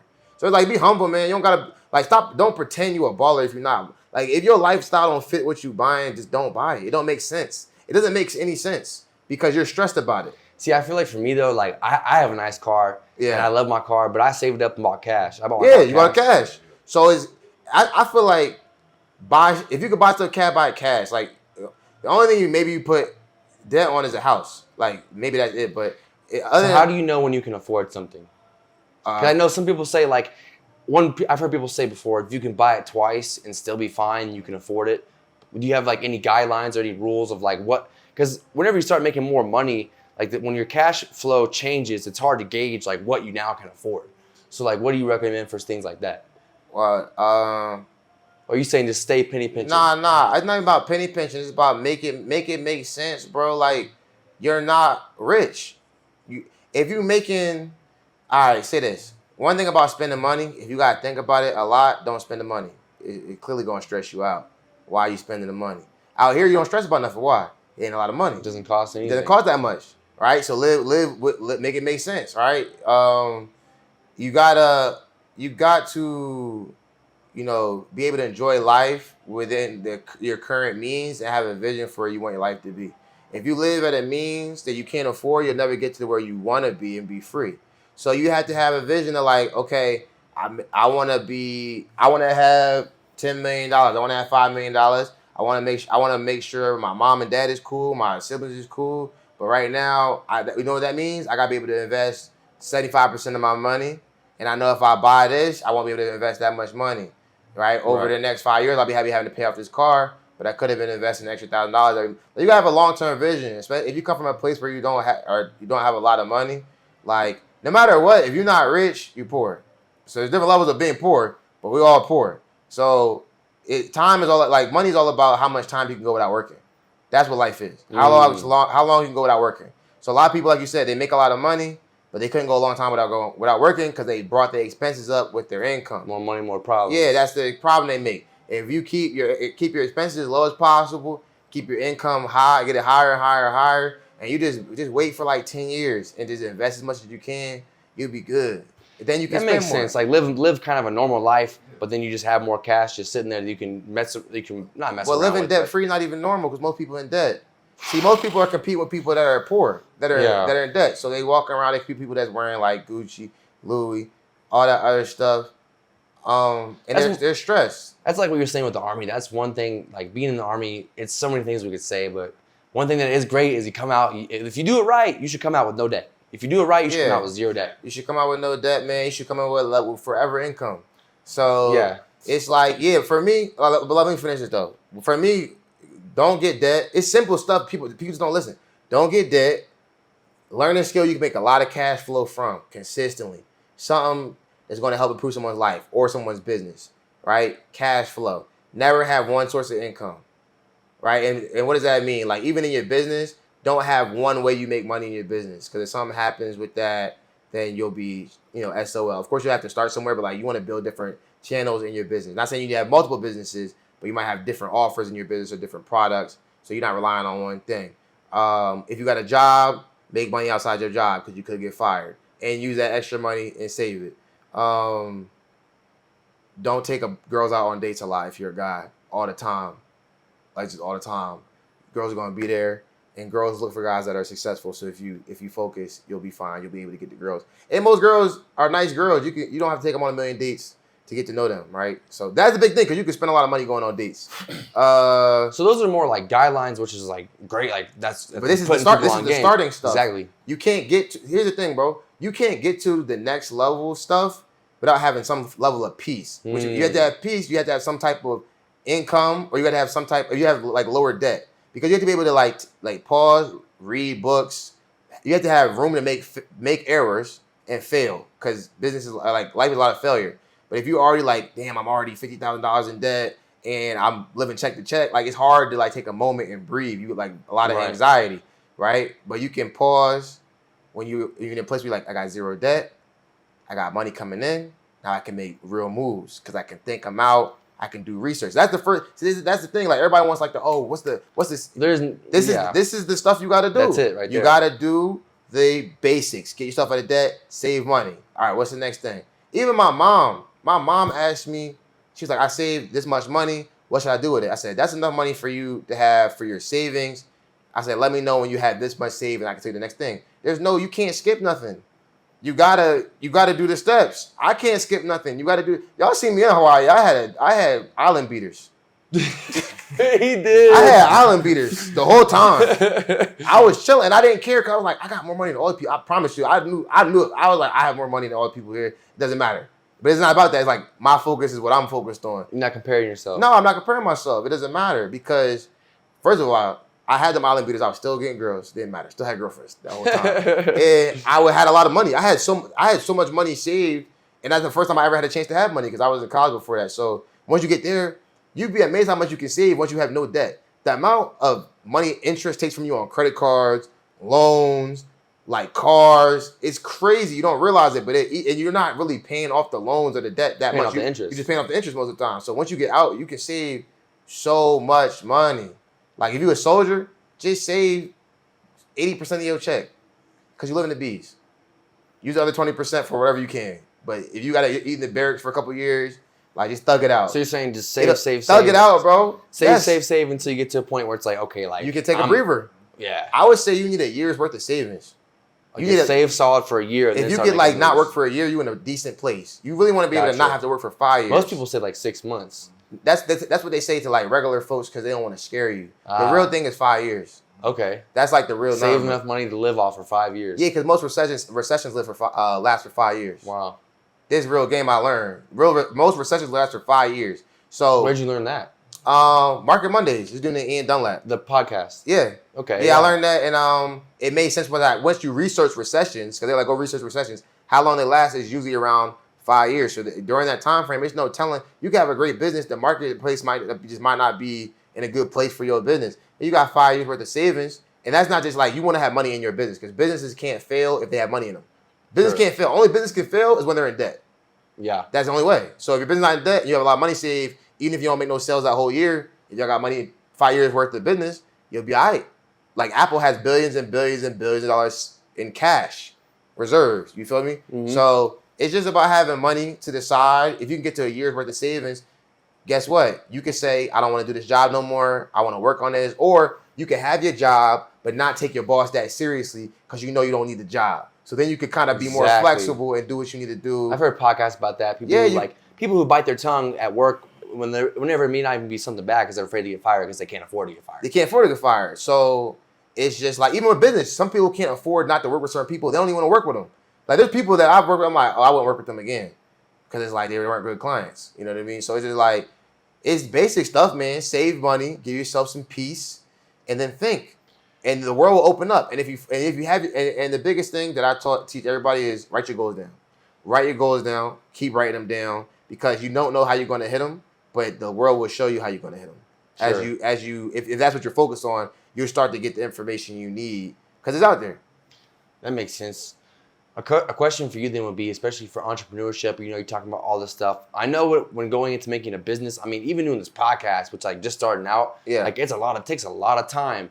So as far as like promotions, creating the videos, editing, keeping it uploaded, staying consistent, how do you do time management? Do you have like schedules of stuff, or do you have like a laid out of what you do each day? Yeah. Or how do you break it down? Well, now, were you talking about when I was a beginner or when like now? So I've been doing business through like the learning process. Yeah, where did you start and where are you now? Yeah, so like with business, for a long time, I was doing everything. Of course, when I was first started training, I was just training people in person. And I was posting like workout videos of myself like every so often. In Hawaii? Nah, this is before I was in Hawaii. Okay. I've been doing coaching since I was like 18. When I first started, I was thugging. I was doing door to door. I went door to door, knocking on doors when I was like 18, which is like, if you've done door to door, you could do anything. Because that's just like asking people if they want to be trained. Yeah. So you're aggressive. I was. But not aggressive, but like. It is aggressive. Like, it's just like, I always be nervous about stuff, but just do it. Like, because the worst thing that happen is like, somebody say no, but if you don't try, you'll never, like, you already got a no. It's automatically a no because you never tried. So the biggest thing for me, one, my dad is an entrepreneur. So that gives me an edge because it's normal for me to want to be an entrepreneur because my dad's an entrepreneur. Like, my parents are entrepreneurs. Most people's parents work. So, like, being an entrepreneur is kind of outside of their normal. So, for me, I say that gives me an edge because my pops are an entrepreneur. I just remember my dad saying he had to do door-to-door at one point. So, that's what I started doing. I was knocking on doors. I got, like, 2 ladies. I was charging $5 an hour. $5 an hour. Yeah, they hired me. I was happy. So, you really started from the ground up from the bottom. So, you feel me? I knocked the whole neighborhood, got them 2, got to school. And that's why I was like, I didn't know how I was going to make no money. I'm in college. Nobody has money in college. I'm training people. They quitting after a week because they can't pay the $20 a session. Getting through all that stuff, doing my internship.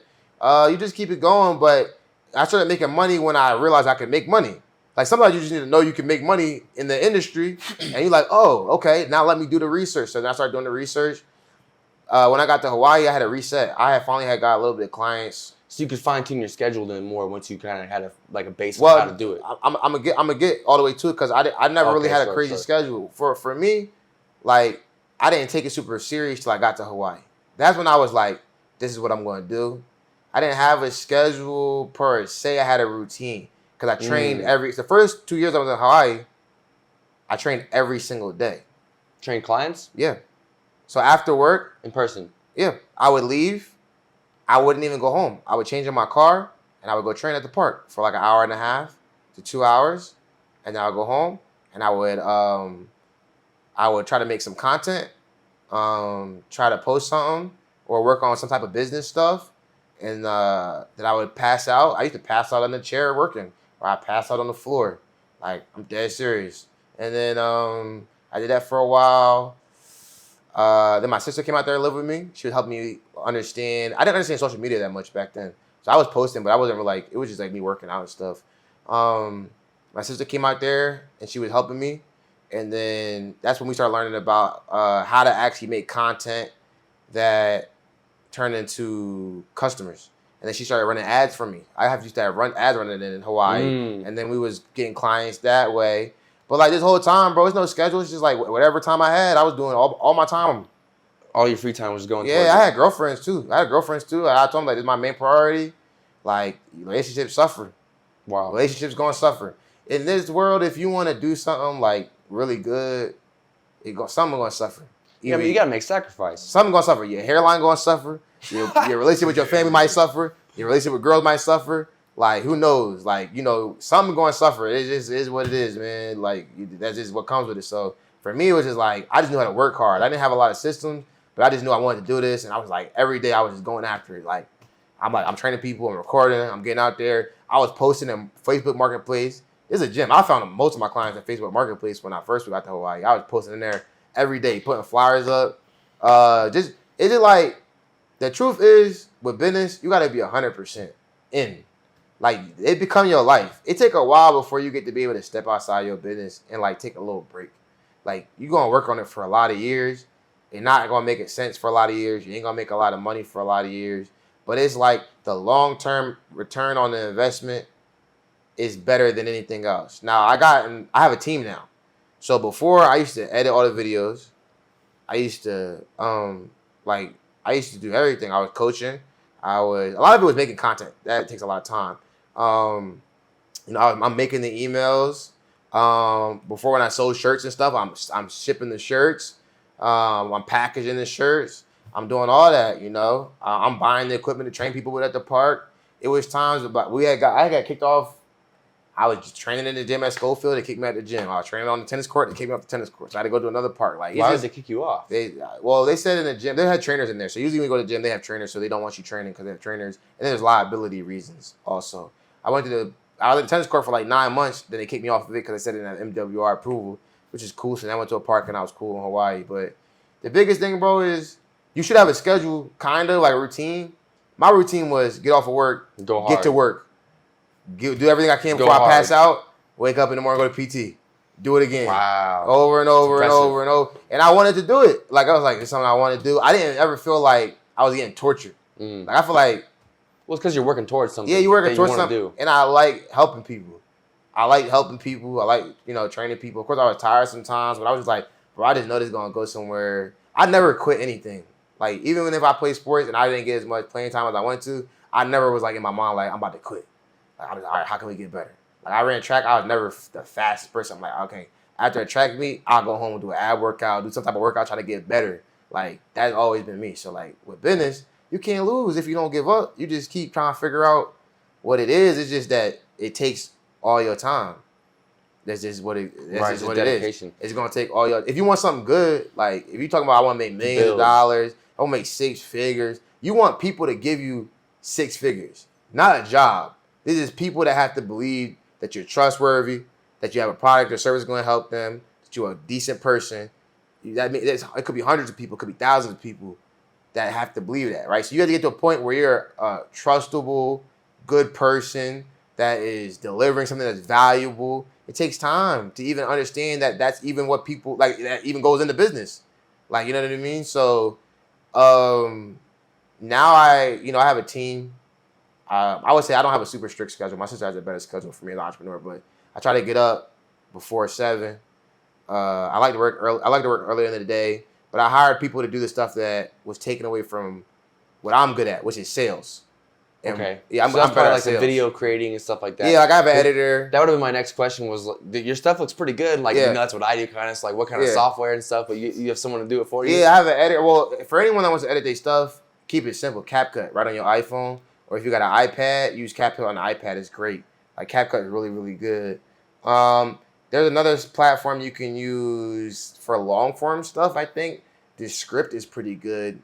Yeah, I've used Descript before. I use Premiere Pro most of the time. Premiere Pro. I know Premiere is one of it's for people that really edit videos and stuff. But if you're someone that's a business owner that needs to make content, quick, easy CapCut. InShot was my thing for a while. InShot was great, but CapCut is the best thing I think that's free and can do a lot of different things, a lot of really good stuff. How do you feel about iMovie? iMovie is, that's what I started on. iMovie is straight, but I think for short form content, I would say that CapCut is probably the go-to. I'm trying to think of other stuff that's good. So CapCut's my favorite thing for editing. Final Cut Pro is another big one. Final Cut Pro is a big one. I think if you're doing long form content, I think for short form content, unless you're your page is about really fancy editing and cinematic type of editing. If you're making content that's straightforward and you just want to add words to it, or a little bit of B-roll or something, I think that sometimes that stuff can make it take longer because it's more advanced and it's more different steps. And iPhones are just very quick. The learning curve for an average person that is not an editor is a little bit more. I 100% agree because I taught myself how to use Adobe Premiere Pro off YouTube essentially. Yeah. And it took me a long time to learn, but tough. now I got it down. Yeah. And it's like you said, I would come home from work and just get on there. I'd have one screen going YouTube, one screen going Premiere Pro, and it's so frustrating. But once I finally got it to click, it's kind of the same thing with Spanish too. Once it finally clicks, it's oh my gosh, you got it but now. It's work, man. It's work. This is what I would say. There's a couple of things that I would tell people to go read. That they want to do business. Russell Brunson is the creator of ClickFunnels. You don't have to do ClickFunnels, which is a platform where you can make sales funnels. If you don't know what that means, just Google it. All his books are good. Expert Secrets, .com Secrets, Traffic Secrets. Read those. You'll get a better understanding of how businesses are ran online and how to make money online. Those are good books. I liked Rich Dad Poor Dad. Rich Dad Poor Dad kind of just shows you how to make money without giving. Yeah, it's more about thinking. Rich Dad Poor Dad is good because it shows you that you should be making money with your money over time. It was a good way for me to kind of get into that. To break out of your mindset of my hours is how I make money is a good book. It doesn't really give you that much actionable tips for making money, but it does help you recalibrate your mindset.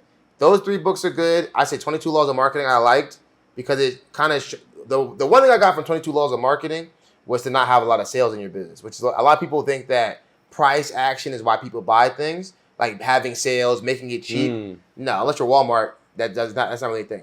People buy things because you show them that they need it or that they really want it because it's going to feel something in their life. So all right, boom. A glass of water. Would you buy this glass of water for $100? No. You wouldn't, right? No. All right, so boom. Coffin, I'm going to drop you into the desert. We're going to leave you there for 10 days, right? No, this is how you sell people. Yeah. We're going to leave you there for 10 days.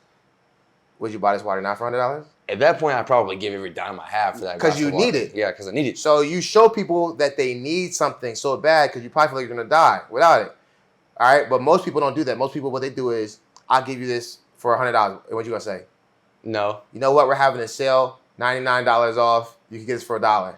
You're going to get it, right? You're going to get it. It's $1. So they lower their standards. Yeah. You're going to get it. You're going to get $1, right? But that's $1. So now we have to do this how many times to make $1,000? Gotcha. You got to do it 1,000 times. Yeah. Then how do you sustain the business? You're going to keep having sales? You've already cut so much value from your business. You can't have a sale and a sale and a sale to the point where you're not making no returns. That's the biggest thing I learned from 22 Laws of Marketing. Don't have sales. It diminishes the value of your business. If you're going to have a sale, you have it once a year, and it's a hard sale. So once the sale's done, it's done.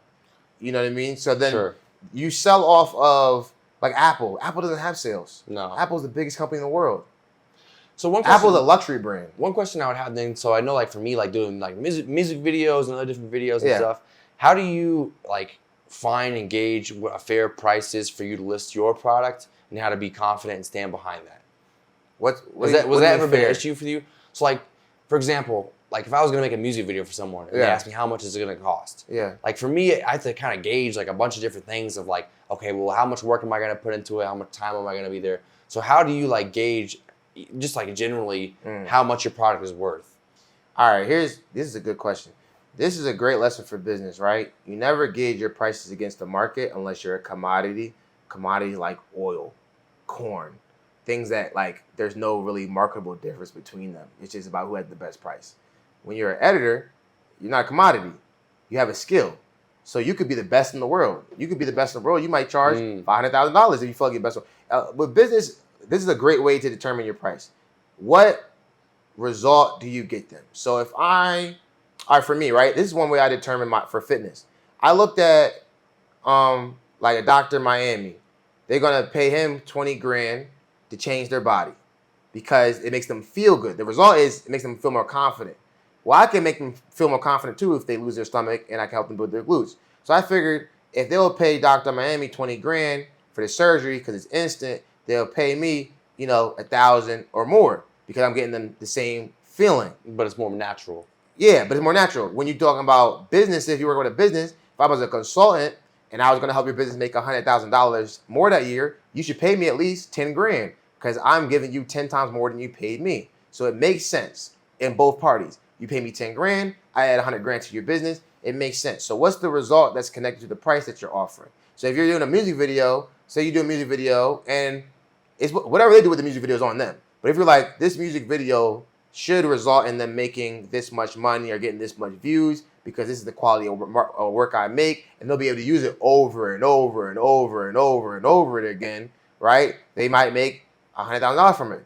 Maybe you charge them. I'm not saying that you have to charge them $10,000, but if they're a smaller artist, all right, they might make $10,000 from this. They run this on YouTube and all the other platforms. I should at least get $1,000.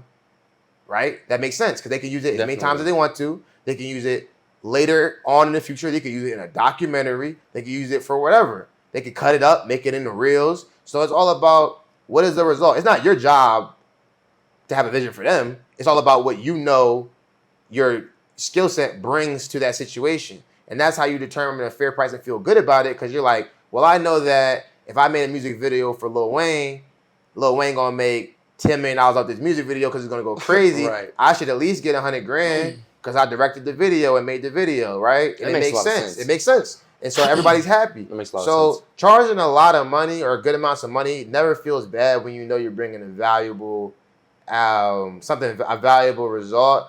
And then also you never want to be you don't really want to look at the market because like the fitness market, most people online charge very, very cheap for their programs. I believe that you should have a product or service that you could sell one a week or less and still pay all your bills and be fine. So Something high quality. Higher price, and you can have lower price stuff. But like when I started training, I seen a dude, he was charging like $50 or $75, so that's what I charged. But he had 1 million followers, so he has more traffic. Wow. But you don't need to have that many followers to make money. You just need to charge a better, price and have a better package. Yeah, have a better package. So like for you, if you were making videos and you know you're great and your videos are going to do really, really great, and say you put together a package that you cut up the video into reels for them so they can use it to promote their stuff. You're like, you know what? The package is $2,500. And you break it up for them and you show them why it's important that they have all this stuff. You only need one client a week or 3 clients a month. That's a great idea. You're making good money. Especially because like whenever I do go do a video shoot, I always take tons of photos too. Yeah. And I usually just give them the photos as like a little just a little bonus. Yeah. Tons of extra Nah, photos. man. It's all about how you communicate what you offer.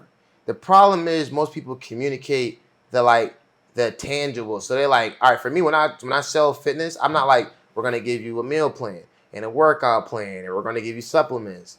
I'm like, we're gonna show you how to eat so that you can reduce the size of your midsection, right? If they're on blood pressure medicine, I'm like, so you can get off your blood pressure medicine because this stuff is bothering them. Yeah. So you can, you can sculpt your legs and lift your glutes like you said you wanted to. Get rid of your jiggly arms and tighten up your arms. And so if they're like older, so you'd be able to still spend time with your kids. These are the results they want. Sure. So you sell the result that they want. So it's more about talking about the results instead of like what you're gonna do for them. It's more about where they're gonna go. If they ask about it, then you tell them what it is, of course, and you want to be able to answer that question.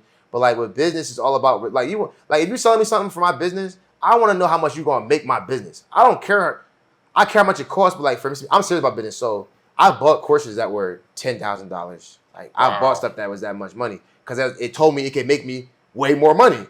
So I'm like, all right, bet. I'm gonna spend the money because you told me you can help me make $100,000, $20,000. That's it funny. Makes sense. That's funny you say that because before I came on this trip, I actually invested in this class called Full-Time Filmmaker. Yeah. And it was like not cheap, but the amount I've learned off of them quickly, because you can learn off of YouTube, but once you actually find a good program and someone who's doing it and create something like you've done with the fitness or like Full-Time Filmmaker, where you break it down to like the best steps, like this is the best way to go. Because when you Google something, it's kind of like there's a lot of different stuff, man. You don't know what's what. Yeah, exactly. Yeah. So yeah, I mean, that's how you know stuff makes sense.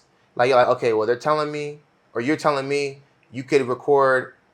If I was like, I want to record my a course for fitness entrepreneurs, and you're like, bet I can record your whole course, edit it, and it's gonna cost you $5,000. But I know I'm gonna make $1 million off this course. That's a no-brainer. I want it to be quality. I'm gonna use it over and over and over and over again, and I want it to look good. I might pay $10,000, right? Because it might take you hours. The it might take return you a on month to do investment it. will be But the return on investment, once it's done, it's just like it makes well sense. worth it. Yeah. So exactly. you got to be able to communicate that sometimes. Like when you position yourself, like business is just you know what positioning is? No. You're putting yourself in a position that it makes sense for the customer to spend money with you. So like, all right, if we was doing a marathon and at the end they were selling waters, that's good positioning, right? That makes You're putting sense. it in a place where they're gonna need waters. yeah, It's like people selling swim trunks on the beach. yeah. So it's like that's good positioning. So you just want to be in a place where it just makes sense. Like for me, I picked the range of people from 30 pounds and up because that's the range I learned that people were the most serious about changing their health, and that their weight was impacting them at a level that them losing weight was more valuable than the money they had to pay me. Wow. Below that, people didn't care enough. They were like, yeah, I gained some weight, but they were like, it kind of went to my butt, or I still look good, or I feel like I look good still, and I'm fine. When over 30, people were more like, all right, I'm starting to feel kind of depressed. I'm only wearing baggy clothes. I'm ready to make a change. So they're willing to spend the money. Like my program is $1,500 for 3 months, right? So they're ready to spend that money because they're like, they might have been living in this weight for years. You know, some of them have doubled in weight since they was 18. So it's like, we talking about women that's 5'4", 300 pounds. So do you think Bull Fitness you think you have it mastered down, or is it always changing and weight adapting? Loss? Just like your program as a whole. I think that this is the best it's ever been. I think we're working on how we can support and then retain people better. I think that right now is the best it's ever been because I have more support. I think like with business, if you want to grow, if you want to give, this is how I do business. I want people to feel loved when they work with me. So like you know, when you with your loved ones or whatever, you spending time with them, you kicking it with them, you feel good, y'all hanging out. Yeah. It's a good warm feeling, right? You want people to feel. I want people to feel like that the whole time they work with me. Like Jeremiah cares about me. And every time I ask a question, we get a response quick. Whether it's like I didn't get my program, where's it at, or I need help with this, it's quick. If anything, right? If they're not losing weight, or if they are losing weight, we always want to be there trying to like fix the problem if it isn't working, or cheer them on if it is working. Like I just want them to feel loved the entire time. Like Jeremiah thinks, I want them to feel like the special kid, right? Feel cared about, like their favorite child. I want it to be the experience. Like they're the favorite child. They feel like they have all the attention, they get all the support they want. So like we were there now. I didn't feel like I was there for a long time. I felt like dang, like we help people lose weight, but it's not at the quality that I wanted. Like the experience isn't where I wanted. I feel like now we have a good quality. I think that what I'm ironing out is just our systems. Some more trainings for my team, having like trainings for when I bring on more coaches so they can know exactly how I want my people to be coached, how I want them to be communicated with, like what's the standards for, like in the Army there was already standards for everything, but when you do business you gotta make all your own stuff from scratch. Sure. So like that's where we at right now. Like, so how is that handling customer support and like help and questions? Is that something your team kind of does? I was doing it for a long time. I think. Like, yeah, it's rough. It can be rough. It's like, it's your business, so you take it personal. But, like, you just got to get out. I would say this. With most business stuff, and people, you're always going to have, like, an erratic customer. Most people just want help, though. Like, they'll be mad in a moment. And I work with all women. And I don't know when I'm catching them sometimes. They might just be having a rough day. They'll be snapping their emails at me sometimes. And I just be like, oh, I'm so sorry. We would love to help you. Just kind of roll Let us know how we can help. And then they're like, okay, boom, boom, boom. And we respond pretty quick. Like before, I would always be on my phone, so I would always respond quick. And then once we fix it, they're always in a better mood. And I'm like, oh, how can we help? Before I used to send people shirts. Like if they didn't get their program or something was wrong, I'd be like, we'll send you a free shirt so that we can like at least show that like you're important to us. We sorry. Like, you know, people love gifts. So do you still do merch? I don't sell merch right now. I only had so much time and I hated going to the post office. Is it just too much work? For me, it wasn't worth the return on my investment of time or my brain energy. And I didn't want to market that when I was trying to figure out how to market my coaching programs. I felt like when you do business, you're supposed to have like a core place where you get most of your money from. And I was like, my coaching is where I get most of my money from. Let's make this great. Instead of doing like all these different things and stretching myself thin and not doing anything great. Like I want people to like never leave my coaching. Like online coaching is always like people like skeptical.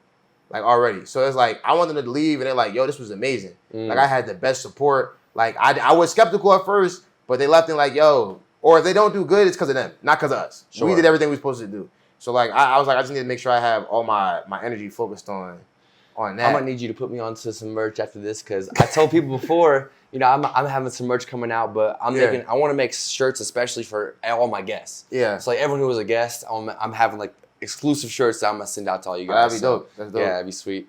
But we'll go ahead and enter like our little wrap up phase. Let's wrap it up. So like I would say, what are like some of your last comments you would say to like someone who's watching this and they're inspired by you or whatever?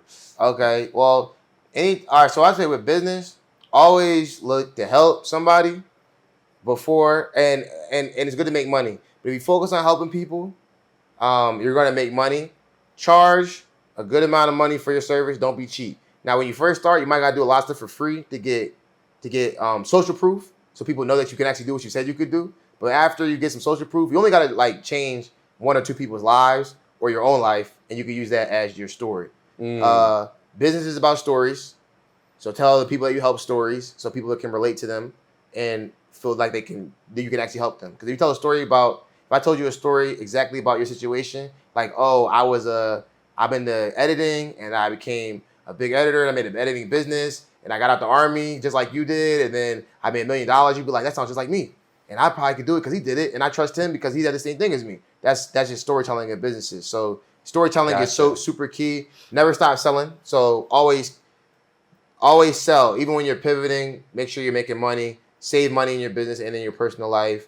Hire slow. Make sure you're ready to hire people. So have a structure when you get to that point where you're hiring people, because I hired people before I had a structure, and it's a waste of time and money, and you have to fire people even though they're good people because you didn't have structure. And then fire quickly. Once you realize someone's not a good fit, let them go. It's not personal. They'd quit if they didn't want to work with you no more. So it's the same way. You just let them go. And just keep going, man. You can't lose if you don't quit. You cannot lose the game if you don't quit. Even if you're in debt, even if you feel like nothing going right for you, life can change quick. Wow. Well, that's incredible. Thanks for coming on the show. Tell people where they can find you at. You can find me on Instagram at Bullfitness95. You can find me on TikTok, Bullfitness95. You can find me on YouTube, Bullfitness95. Facebook, Bullfitness1995, I think, or 95. One of those. You'll see us. You can Google us. It'll come up. There's something that'll come up on Google. Is that where the 95 is? 95 is my year I was born. I only have 95 because I made a Bull Fitness when I was younger, and I lost the account password. So then I had to make everything Bull Fitness 95 because I didn't know the password. I was kind of wondering what was up with the 95. 95 is just the year I was born. So I had to make. But my business is Bull Fitness. It's just bullfitness.inc. But for the social media, and that's it, yo. Stay consistent. Stay with it. Thanks again for coming on, Mr. Bull Fitness. Really appreciate you, and we're gonna have some fun tonight. Probably go out and see the town, But here in Medellín, I would say go out here and travel. Thanks again for tuning into the drop. Tune in next time, and follow us at Kaufdropstudios on Instagram and TikTok. And thanks again. Let's get it. Even my fault. No, girl, it's not my fault.